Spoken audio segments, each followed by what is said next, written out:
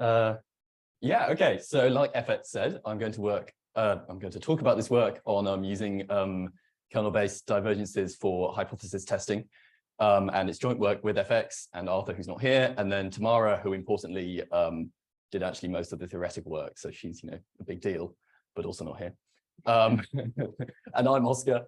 And so I decided to talk, about the motivation and then mainly just like tease what's in the paper at a high level. Now I'm worried it's too high level, but we'll find out and then show one application.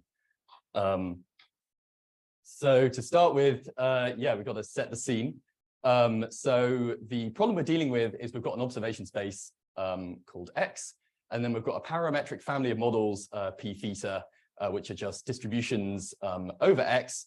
And then we've got a load of observations taken from some unknown distribution Q. And the question is, could these observations have been generated by any model in the parametric family? So is there a model in the parametric family that could have generated the observations? Just going to start a timer quickly.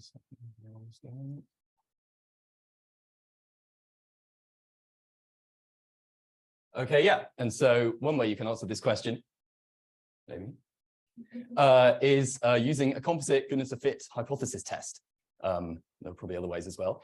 And so we frame it as a hypothesis test like so. So H0, which is called the null hypothesis, is that there exists a parameter in the parameter space such that the model is equal to the unobserved data generating distribution. And then the alternative hypothesis is that there isn't a parameter. So, okay, that's the framing. And so why is this interesting? Yeah, why would we want to use such a test? And so here are three things I came up with. So the first one, or maybe not me actually, but people have come up with. The first one is, should I use a robust inference method? So as people have been talking about a bit, if your model is misspecified, then you might want to use a different inference method in order to be robust to that. But generally, the robust inference methods are less statistically efficient, like you need more samples, and they might be more complicated. So maybe you would want to use such a test to check if you're in the well-specified or misspecified regime before you decide which inference method to use. Another one is my approximation good enough? So you can imagine you might have a really complicated model or simulator, as we'll look at later. But you might want to use a cheaper simulator because it's less computationally intensive. And so you might use this test to check if your simulator is able to represent your big model, given the number of data points you tend to be dealing with. And then another one is real scientists might have made some hypothesis about the mechanism in like a physical or biological system. And then they might, ask, is this hypothesis correct? So if they can express that hypothesis as a model, then they can use that to check if it's correct or not. And something I didn't put on here because we haven't actually done it is model selection. So people are interested in whether one class of models is a better fit for the data than another class of models. But unfortunately, this test doesn't actually do that yet. But that's to give you a flavor of why this area is, maybe useful. And so, of course, you might think, well, we've got composite tests. We can test for Gaussianity and stuff like that. And of course, there are lots of classical goodness of fit tests that exist already. But there are, maybe this title is too strong, but there are limitations to them. So these top two ones, rely on the cumulative density function, and so maybe only support observations in R. And then this third one is a parametric test, so it's not sensitive to all differences between your model and your data. So that's not so good either. And then another theme is that these classical tests are like highly specialized to particular distributions. So there's like maybe a sort of general testing framework like one of these top two ones, but then someone has done a lot of work to specifically derive it for the model they're interested in. And then they have to do a load of maths to do this. And so that's a pretty big limitation. And basically all of these things mean we can't really use them for more modern, exciting models, or at least not trivially. So then in parallel to this classical work, we've also got these kernel-based tests, which are much better, but they only exist for the non-composite problem, which I've just summarized here. So in my case, we've got a parametric family, but here we're just considering a particular distribution, and we want to check if that could have generated the data or not. And so the advantages of these tests are that you can use them with any type of data that you can define a kernel for, which sounds good in theory, maybe in practice it's more difficult. And then they also work with a really wide range of models. And so this is quite cool. Takao was talking about unnormalized models where we don't know the normalizing constant of the likelihood.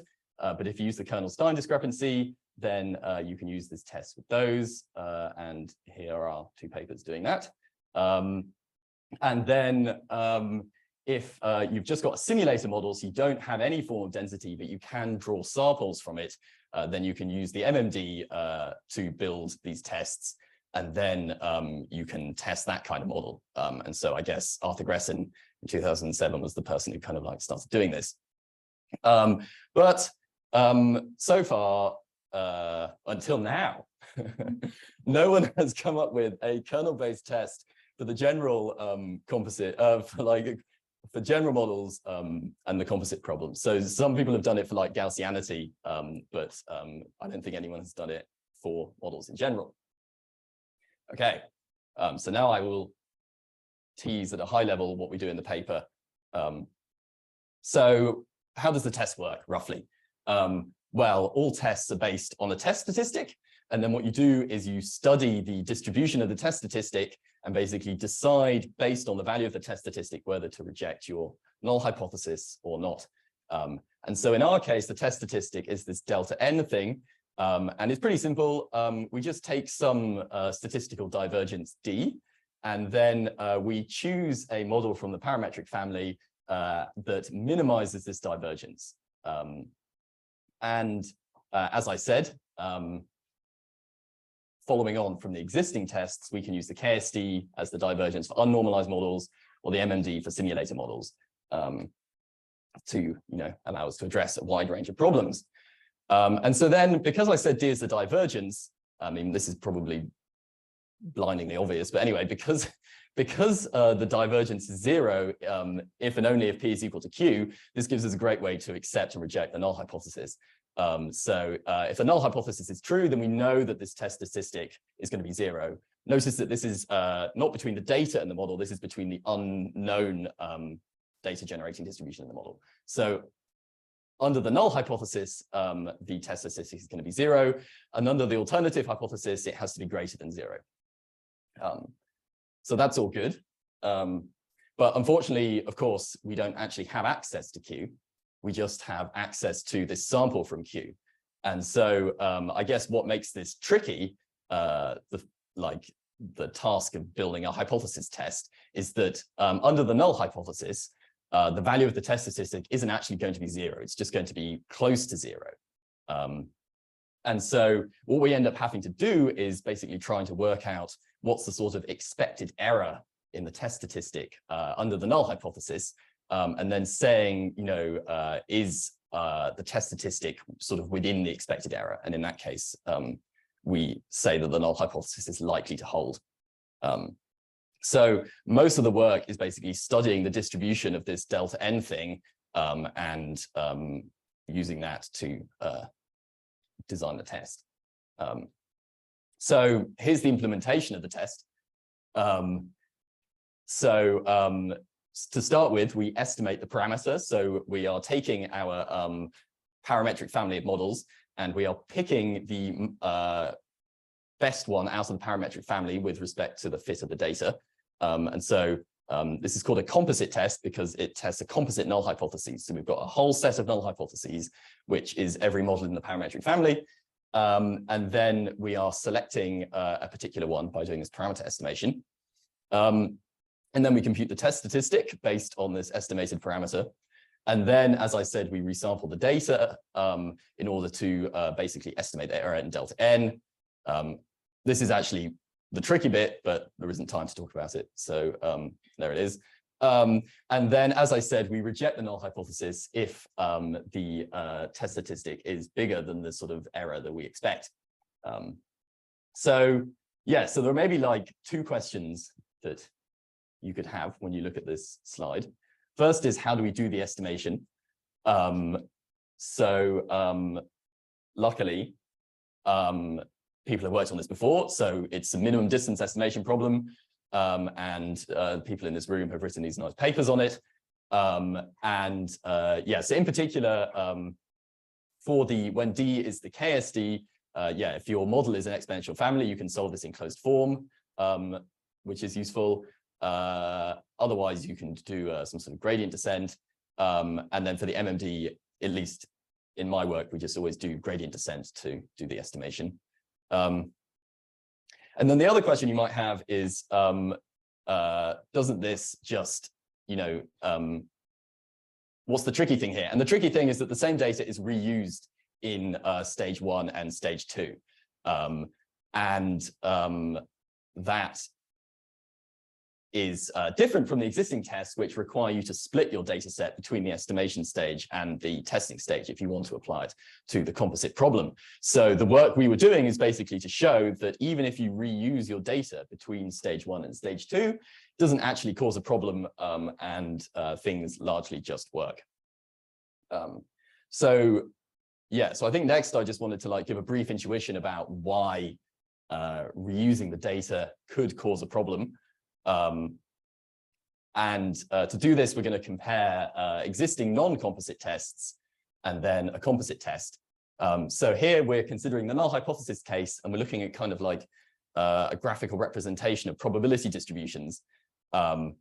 So you can see that because we're in the null hypothesis, in the non-composite test, the model and the data distribution are basically at the same point. But then the observations are, because they're a finite representation of this, they're kind of slightly shifted. So the test statistic, which is delta here, contains this test error. And so the test has to take account of that. And so that's how the existing test is designed. But then when you're doing a composite test, we kind of have an additional problem, which is that not only is our data shifted, but because we also use the data to estimate the model, we're now kind of like, I guess this is the test statistic here.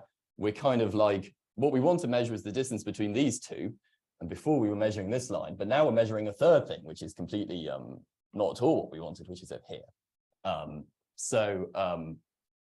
Yeah, this is maybe the intuition as to why we have a problem with reusing the data. And so the main work of the paper is to show that actually this isn't a problem if you do things correctly. All right. Oh yeah, and so then this is a sort of recipe for the test, but I realized I simplified this wrong, so I'm going to skip over it. And so finally, here's an example application. And so this application is in the area of is my approximation good enough that I was talking about at the start? And so this model we're dealing with, or the model family, is a simulator model which measures the level of expression of a gene in cells. So if you imagine you're drawing a sample from the model, sort of physically, that's equivalent to you've got your ball of cells, and then you draw out a cell at random, and then you measure the gene expression in it. And so the biologists have made a model that they think represents the kind of physical way that the genes interact inside the cell.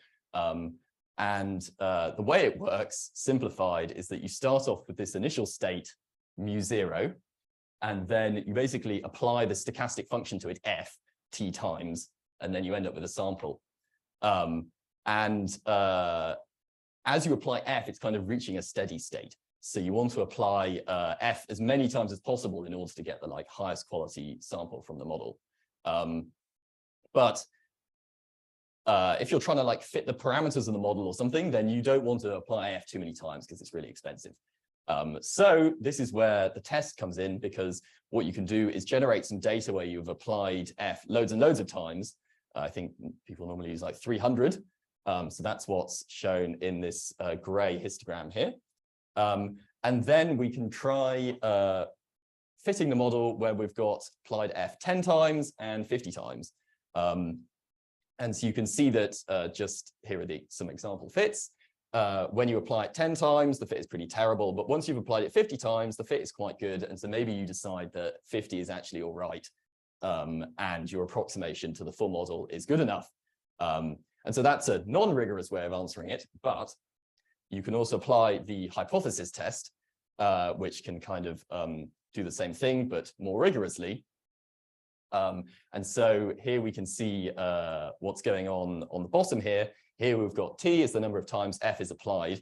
And the kind of lighter this gets, the fewer times we reject the null hypothesis when we reject the experiment. So the fit is getting better and better. And you can see that at T equals 10 around here, it agrees that the fit is terrible. But then as T gets bigger, once we get up to 50, it's saying that the fit is pretty good. And that matches what we kind of see visually. Yeah, and I think that's it.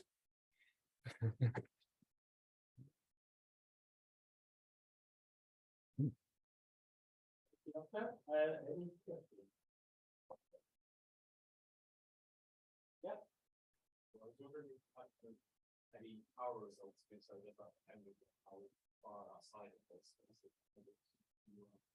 Yeah, so we have loads and loads of power. Well, we don't have actually we have no theoretical power results, but we have loads and loads of experimental power results. And yeah, I would say that generally it doesn't perform as well as the tests that I said were rubbish at the start.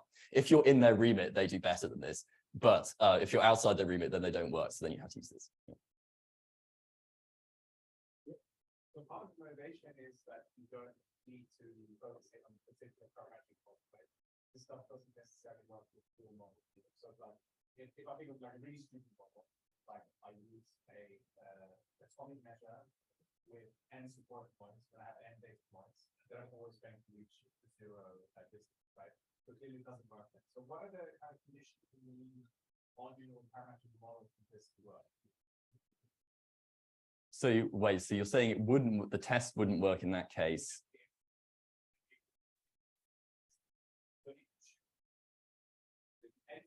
Yeah. Yeah. Yeah. Yeah. Yeah. So you must then somehow, your theory must prevent somehow this model. So my question is, oh, I see.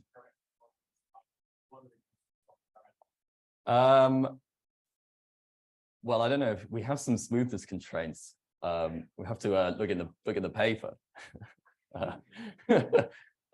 Yeah. Should we go back to the slide? What might go wrong? That subtitle was the. Yeah.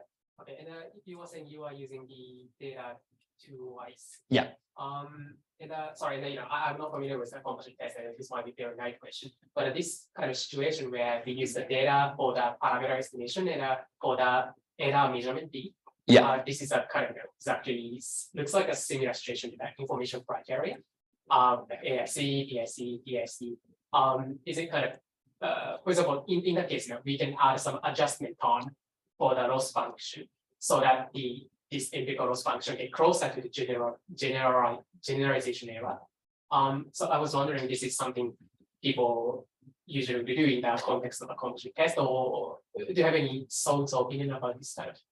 I don't know, but it sounds very interesting. We should talk about it later. Great. Okay.